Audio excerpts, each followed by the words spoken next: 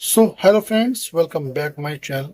देखिए, आज मैं आपको एक ऐसी इंफॉर्मेशन देने वाला हूं जो शायद आपको पता भी ना हो, और यदि आपको पता है तो प्लीज और लोगों को भी इस बातों को शेयर करें।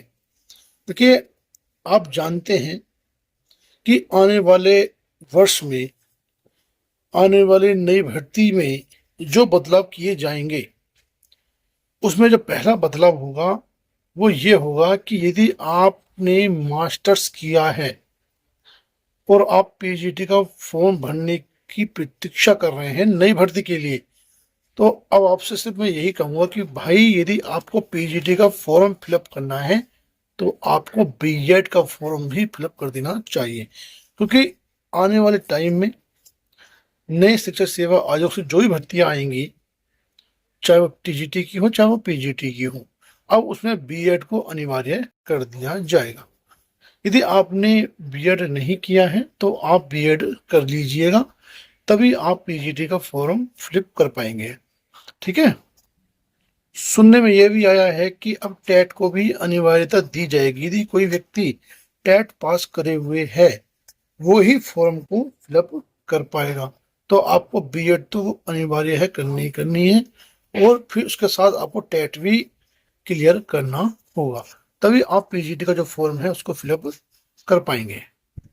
मैंने अपनी अन्य वीडियो में कहा भी है कि जो भी जीएस वगैरह आएगी, जो भी जीके के क्वेश्चन आएंगे, वो नई भर्ती में आएंगे।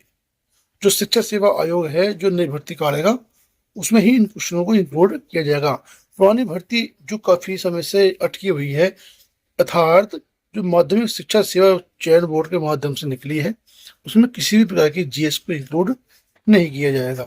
ये जो भर्ती जैसी होती आ रही है उसी प्रकार इस भर्ती को कंप्लीट कर दिया जाएगा।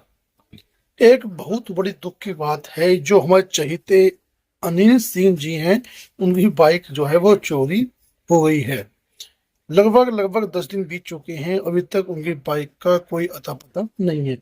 उनका कहना यह है कि देखिए, मैं जो संघर्ष करता था इस बाइक के माध्यम से ही करता था, क्योंकि मैं समय पे पहुंचना और समय से घर आना समय बाइक से ही करता था। यदि आप उनको सहयोग करना चाहते हैं अपने दिल से, तो आप सहयोग कर सकते हैं।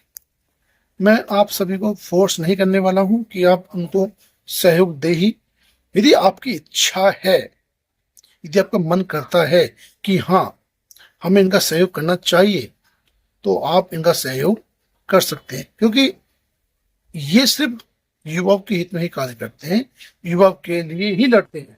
तो आप सभी से आग्रह है, यदि आप चाहते हैं कि उनको एक नई बाइक की व्यवस्था कराई जाए, तो आप उनका साथ दें आर्थिक रूप से, जो भी आप पर बल बने। ठीक है। जो भी आपकी इच्छा हो उस तरीके से आप आर्थिक सहयोग कर सकते हैं। Thank you for watching.